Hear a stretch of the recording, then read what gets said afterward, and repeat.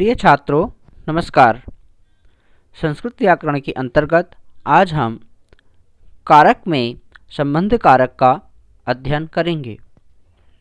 छात्रों, आप जानते ही हैं कारक 6 होते हैं जिसमें कि संबंध को कारक नहीं माना जाता, परंतु इसका विभक्ति के रूप में प्रयोग किया जाता है। अतः आज हम इसका अध्ययन करेंगे। प्रिय छात्रों, संज्ञा के जिस रूप में एक वस्तु का दूसरी वस्तु से संबंध ज्ञात हो वह संबंध कारक होता है। इसका विभक्ति चिन्ह का, के, की है। संबंध जोड़ने के अर्थ में षष्ठी विभक्ति का प्रयोग किया जाता है।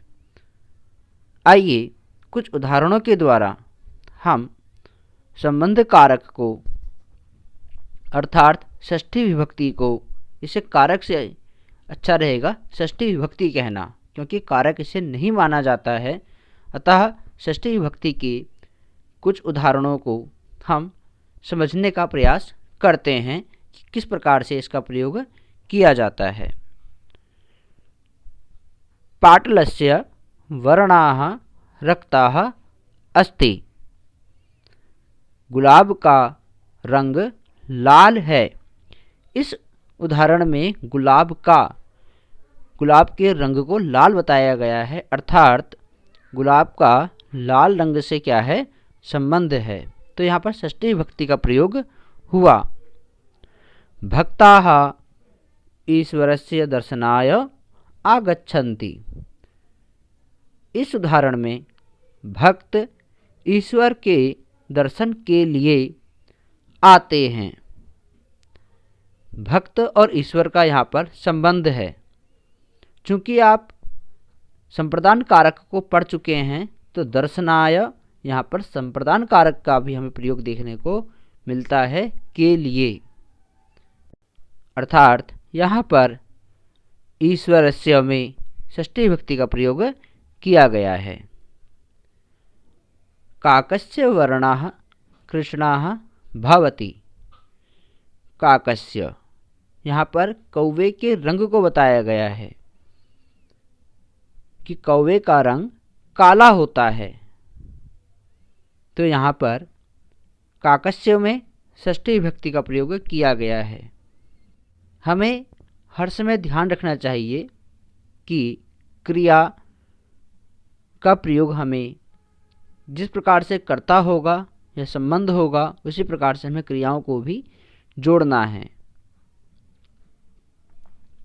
अगला उदाहरण, हस्तस्य शोभा दानेन भवति। हाथ की शोभा दान से होती है।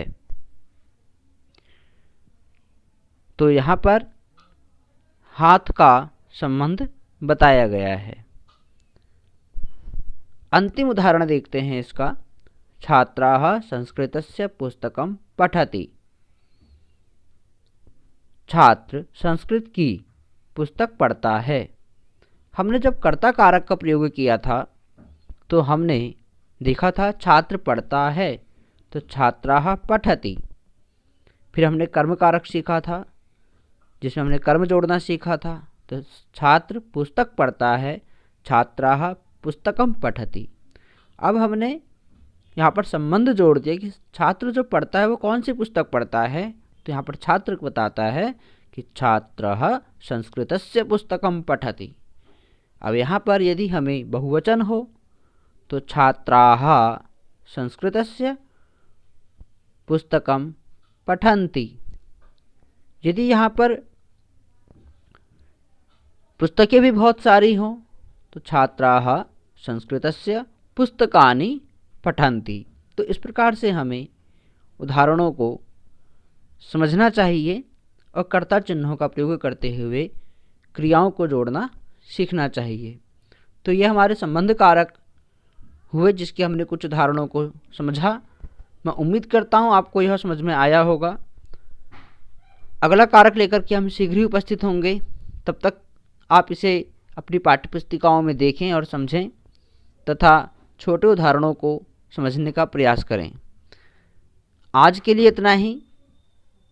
अगली वीडियो लेकर के हम शीघ्र ही मिलेंगे। नमस्कार।